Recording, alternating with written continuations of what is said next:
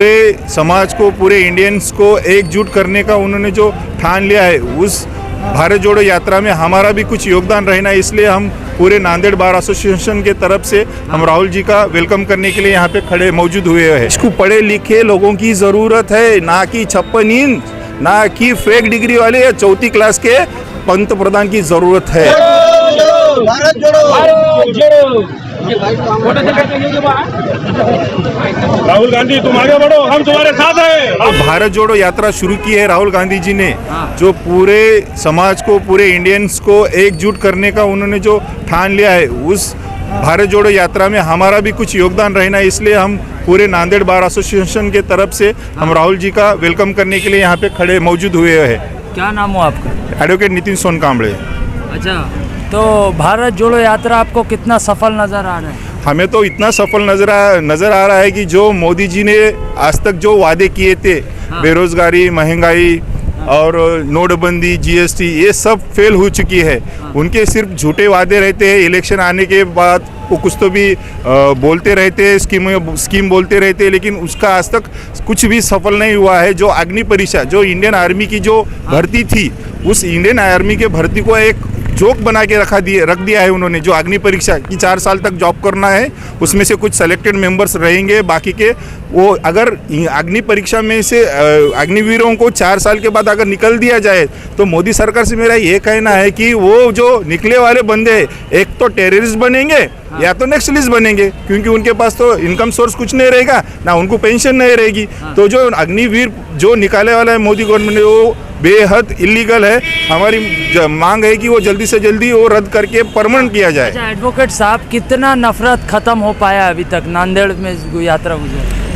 नफरत खत्म होने के बजाय बढ़ गया है। जो एक पर्टिकुलर कम्युनिटी को पकड़ के अगर कोई मुस्लिम समाज का एक बंदा एक गाय या बैल को लेके जाता है, तो उसको सीधा मार रहे हैं और किलिंग कर रहे हैं, लिंचिंग कर रहे हैं, मॉब लिंचिंग कर रहे हैं। इससे पता चलता है कि जो नफरत, जो बिफोर बीजेपी के पहले जो नफरत कम हुई थी, बीजेपी आने के बाद बहुत बड़े पैमाने में वो बढ़ चुकी है। तो इसलिए हमारी ये पूरे नांदेड़ बार एसोसिएशन लॉयर्स हम यहाँ इकट्ठा हुए हैं कि जो राहुल गांधी की जो भारत जोड़ो यात्रा है, वो सफल हो जाएगी और जल्दी ही 2024 में। यात्रा के बाद नफरत खत्म होगा? यात्रा के बाद नफरत नहीं, यात्रा में एक भाईचारा परिवर्तन आएगा, भाईचारा निर्माण होगा। और उसके बाद जब 2024 में जब बीजेपी मोदी सरकार की कुर्सी चली जाएगी, तब से एक नया अमल, एक नया लोकतंत्र भारत में दिखाई देगा। अच्छा, JP नड्डा ने कल कहा कि कांग्रेस को लोग सीरियसली नहीं लेते।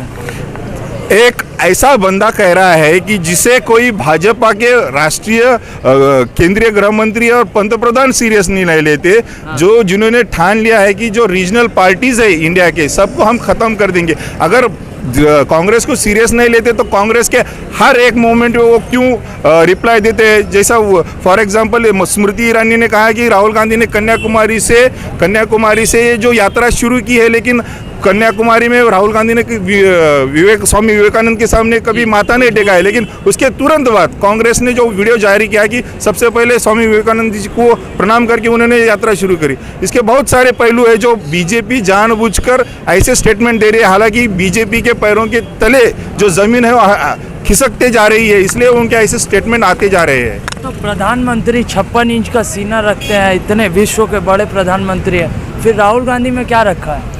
56 इंच का सीना कोई मायने नहीं रखता, या उम्र का कोई मायने नहीं रखता।